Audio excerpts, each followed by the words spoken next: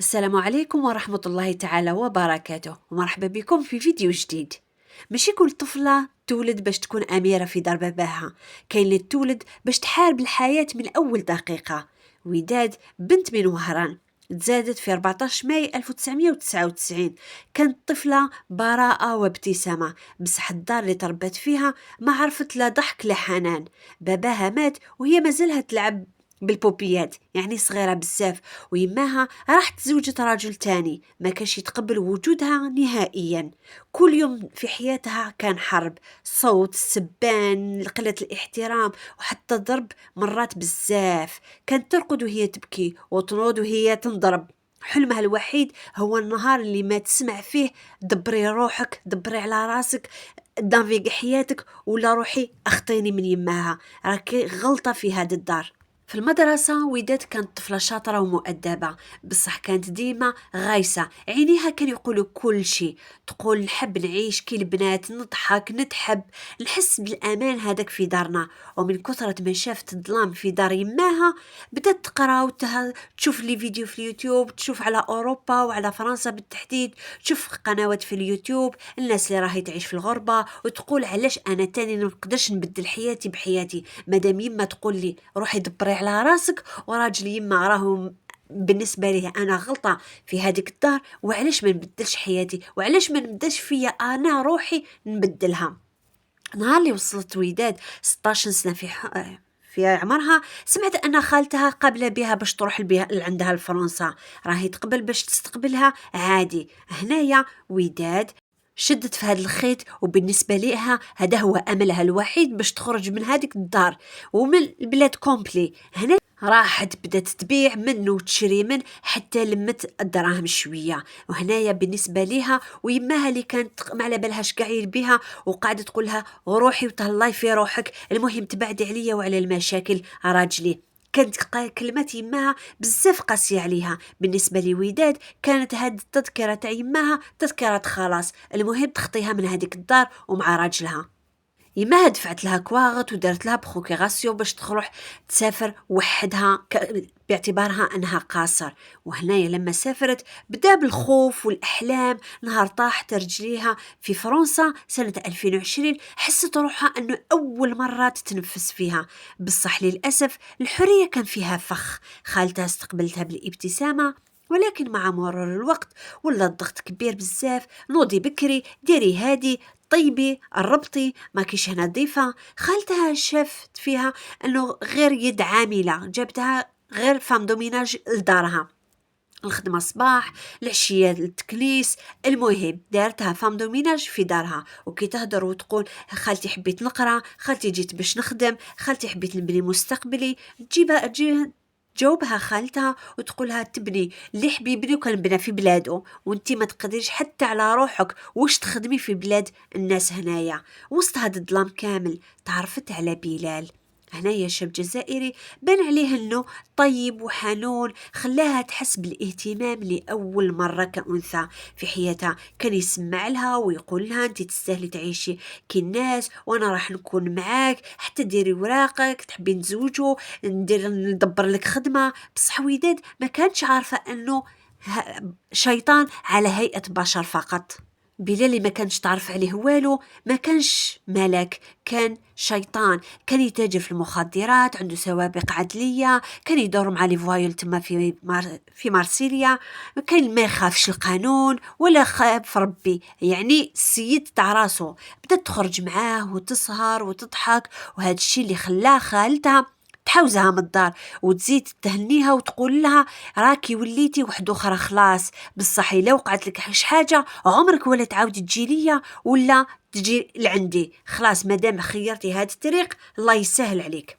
وجت الليلة اللي دمرت كل شيء في 2 ديسمبر 2023. بلال قال لها أرواحي تجي معايا في واحد المهمة، حب يدخلها في مهمة ما كانتش على الخاطر وعلى البال. قالها أرواحي برك عسيلي الباب انتيا. هي على بالها باللي هم رايحين للدار واحد نصب عليهم برك باش يرجعوا لهم دراهمهم. وديت كانت خايفة ولكن ما حبش تزعفوا عليها، ثقت فيه وراحت معاه. هنايا وقفت قدام الباب بعد دقائق فقط حتى سمعت صوت صراخ قوي وطلقات رصاص جاية من هذيك الدار اللي كانت تعس فيها. وهنايا وخرج بلال يجري موراها وقال لها نوضي اجري. كي شافت في بلال لقات وجهه قاعدك معمر دمامات. هنايا عيني حمورة وقاعد يقول لها نوضي اجري. وداد جمدت في روح في بلاصتها، ما فهمت والو، حاولت تهرب معاه بصح خراح وخلاها وحيدة لتما، ما عرفت الطريق لا من ولا من. مباشرة سبحان الله في وجهها دورية شرطة شدوها لا بوليس لتما في هذيك الدقيقة. بعد ما شدوها وهي تبكي وتقول أنا ما درت والو في التحقيق، وأجهزة كاميرات المراقبة اللي صورتها وهي تعس في هذيك الباب. بلال قال لهم أنا ما نعرفهاش، هي اللي خططت وأصحابه نفس الهضرة. هنايا ضحكوا عليها ودخلوها في قضية لا ناقة لها ولا جمل فيها، يعني راهي مسكينة باصوها في الزنزانة. بدت تبكي، ما كانتش تستوعب وشنو كيفاش أنا اللي غير باش جيت غير باش نبدل حياتي. المحققين داروا لها ساعات من الأسئلة، استجوابات، تحقيقات. علاه كنتي لتما؟ شكون كلفك بهذه المهمة؟ علاش ما هربتيش من قبل؟ كل كلمة تهدرها كانت تولي عليها كدليل على الإدانة تاعها، لأنه السيد تقتل من طرف بلال وصحابه وهي اللي كانت تعسلهم الباب على برا. في 10 جوان 2024 جاء الحكم اللي طوى كل أحلامها، كسرها وهي مسكينة مازالها صغيرة. 15 سنة حبس نافذة لوداد لما دارت والو في حياتها مساكينة. ذنبها الوحيد أنها بالك ما عاشتش طفولة تاعها مليح، بتهمة المشاركة في القتل والسرقة المنظمة. هنايا قلبها حبس، كيبها فشلوا. والجملة اللي قالتها أكثر من الحكم عائلتك في الجزائر ويماها حتى هي تخلت عليها. اليوم وداد تقضي أيامها في السجن بفرنسا. السؤال الوحيد هي علاه غلطت كي وثقت في إنسان قالها كلمة حب، ولا كي غلطت أنها آمنت بفرصة حياة جديدة بعيدة عن العذاب. الناس برا يحكموا عليها بسهولة، مرتكبة جريمة، كانت مع عصابة، تستاهل العقوبة. بصح حتى واحد ما كان في بلاصتها، حتى واحد ما حس بالقهر اللي كان ياكل فيها كل يوم، ولا الدموع اللي كانت تغطي مخدتها كل يوم كل ما تجي ترقد، اللي كانت تسمى دار ويمات. الغربة هنايا علمتها أن الدنيا ما ترحمش، الناس تغير بالوجوه وتتبدل على حساب الظروف، والحب مرات يكون سم قاتل يدخل للقلب على شكل ورد ويقتل الروح بالشوك ديالو.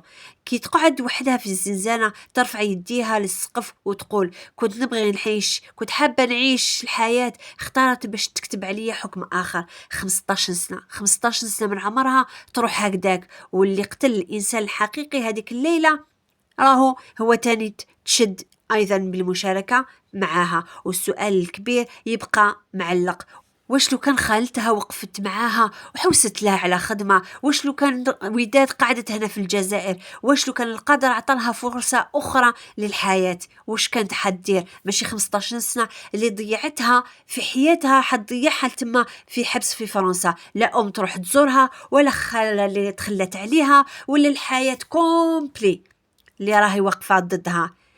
دائما نقول لكم الغربة ماشي حلم. فتاة جزائرية مسكينة ضاعت حياتها في 15 سنة حبس في فرنسا.